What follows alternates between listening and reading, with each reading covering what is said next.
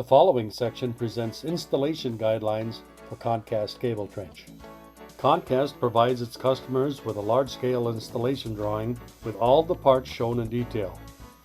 Each trench part is labeled so its position can be easily located. A thorough review of the drawing will help in the layout and installation. The first step in preparation for installing trench is to consider the drainage of the entire yard. The trench itself should slope away from the control building, and the yard should slope away from the trench. The next step is to prepare a solid base for the channels to set upon. It can be done several ways, depending upon the site conditions. The first example is for a site that is at or near final grade. Use a transit or a string level to set the grade elevations. An excavation is made that is 8 to 10 inches wider and 4 to 6 inches deeper than the channel base elevation. A mechanically compacted layer of gravel or sand is used to level the trench. Prepare a base by setting up a set of 2x4 screeds along the edge of the excavated trench.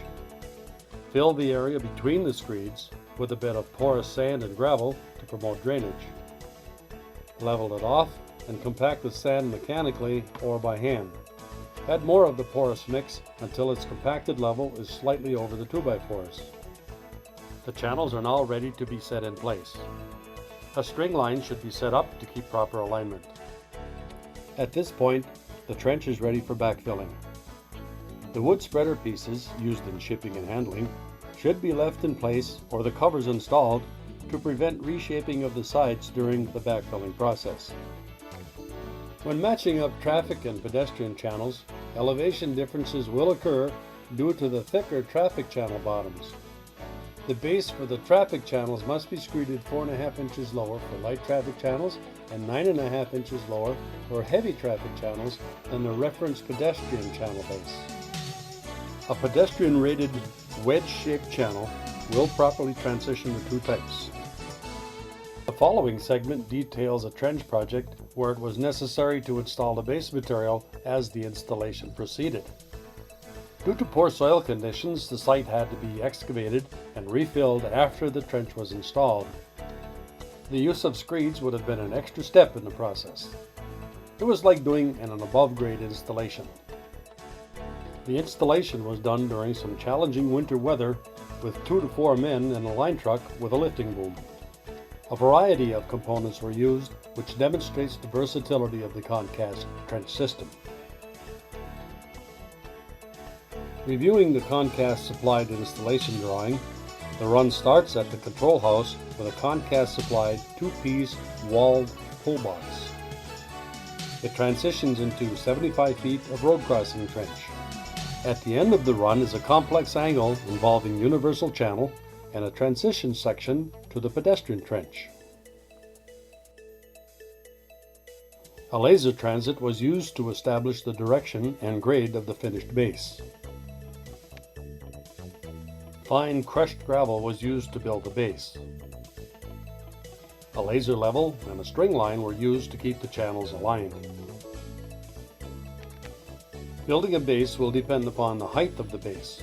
In this case, the base build was about 2 feet above the excavation. The width at the top is about 2 feet wider than the channel. Allow enough width to provide stable sides during construction. Mechanical tamping was used to compact the base. Each road crossing channel has embedded threaded lifting inserts for 1/2 inch bolts. A swivel clevis is used to allow the rigging to adjust to the lifting angle without stressing the insert. These 8-foot channels weigh about 3,000 pounds. It is important to check the lifting capacity of the boom before attempting to pick. A section of the base was prepared and leveled before the road crossing channel was set down.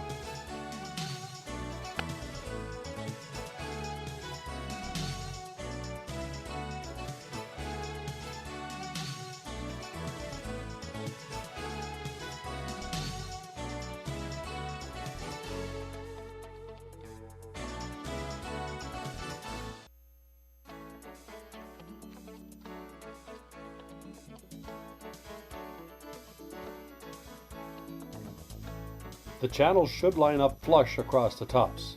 If the section is too high, try tamping it down. If it is too low, lift the channel and spread more gravel underneath to get the proper alignment. Repeat the steps as necessary.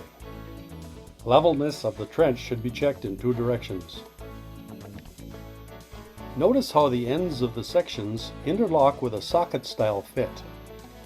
The same preparation and placing procedure is repeated for each section.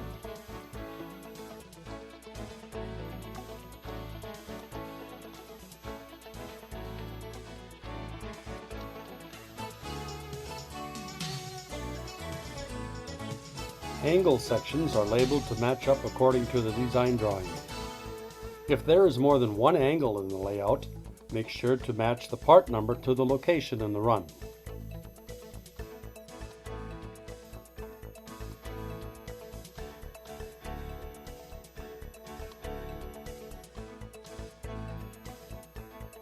A complex angle, such as this, must be carefully installed since a small change in the angle will make a big difference in placement at the end of the run.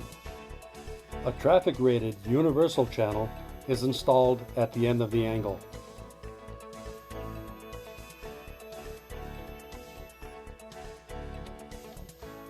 The center line is verified in both directions. The transition from road crossing to pedestrian trench will be made at one end of the universal channel. The other opening in the universal channel is blocked with an end plate. At this point, a rough grade was established for the transition to the pedestrian trench. The transition section was made level to the traffic trench by building a compacted ramp of gravel. This established the final grade level for the pedestrian trench. A little more fill and compaction is required to build up from the rough grade. Once the transition piece is leveled in place, side plates are installed to block the difference in widths of the 2 channels. A few shovels full of base material will hold them in place until the backfilling is completed.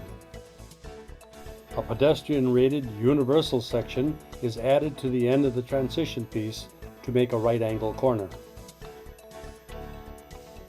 End plates cap off one end and a side. This run will go to the substation equipment. Each 8-foot pedestrian channel is easily carried to the installation point by 2 men. The sections are butted up against each other with a socket fit to prevent side slippage during the backfilling process. Each section was checked as it was installed to ensure that it was level and aligned. Adjustments were made by tamping it down or adding gravel as needed.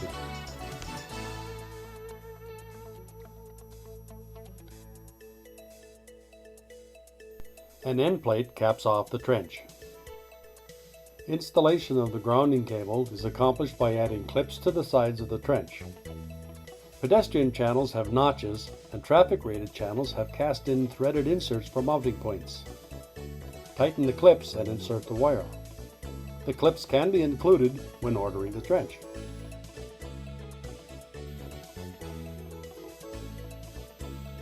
At this point, the trench is ready for backfilling. The wood spreader pieces, used in shipping and handling, should be left in place or the covers installed to prevent reshaping of the sides during the backfilling process. This crew elected to install the covers to keep the sharp stones out of the trench. All covers must be matched with their respective bases. The covers do not overlap the sections. They are made slightly shorter than the channel. This will prevent rocking and stress on the cover corners as soil shifting occurs. The covers were later removed to install the cables. Bright markers were added to locate the pedestrian trench line. The next step was to install the Concast supplied pull box at the control house. 2 L-shaped sections comprise 3 sides of the pull box. A compacted base is made up as was done for the previous trench. It is checked for level and alignment. Each L section has embedded lifting rings. The placement of the rings is designed to produce a balanced lift with properly adjusted rigging.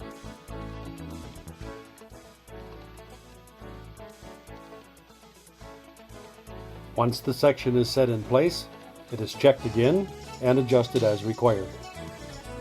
After the second section is put in place and adjusted, they will be held together with a large bolt threaded through 2 embedded steel plates. A steel angle iron is attached to the control house to act as a lip for the covers. As with the trench, all the covers are set in place and adjusted so that there is a slight gap between each set. This will allow for easy access at any point in the cover system. When the substation is complete, the trench will be barely visible except for the warning markers that line the pedestrian trench. This completes the installation. Substation equipment was then installed at the site, leaving the trench line clean and unobstructed for easy access at some future time.